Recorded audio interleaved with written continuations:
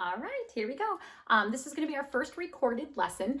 As you know, we're going to be moving into stoichiometry over the next couple of weeks. We're going to take it nice and slow. So this is going to come off very simplistic, and we're going to do that on purpose. All right, so nice and slow, step by step through stoichiometry, kind of focusing on the vocab.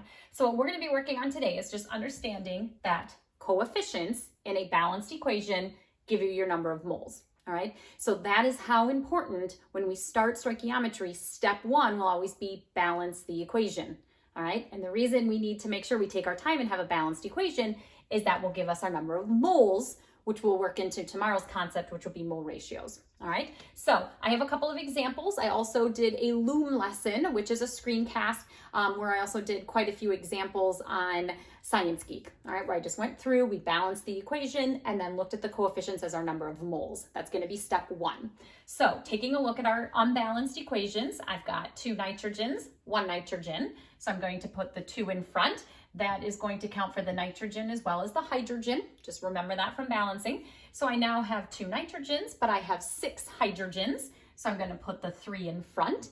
Now, once I've kind of locked that in, it is okay to put the 1 in and go back and recheck. So 2 nitrogens, 6 hydrogens, 6 hydrogens. Okay, so a nice review of balancing equations.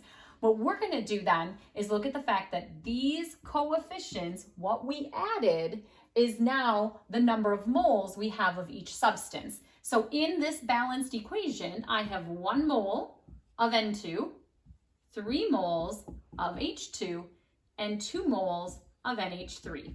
So the coefficient is the number of moles. That's simple, okay? Coefficient is the number of moles.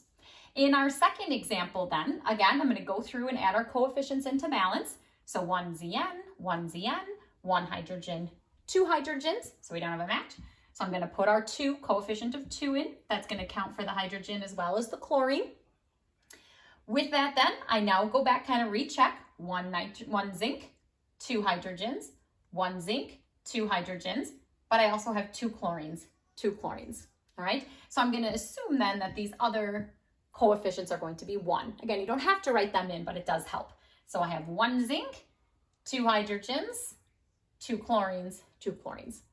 Now, using this idea that the coefficients are your number of moles, according to this balanced equation, I have 1 mole of zinc, I have 2 moles of HCl, I have 1 mole of zinc chloride, and I have 1 mole of hydrogen. All right, so again, what you're going to do tonight is you're going to be practicing with balanced equations, writing and balancing equations, and then selecting the number of moles that you have for each substance.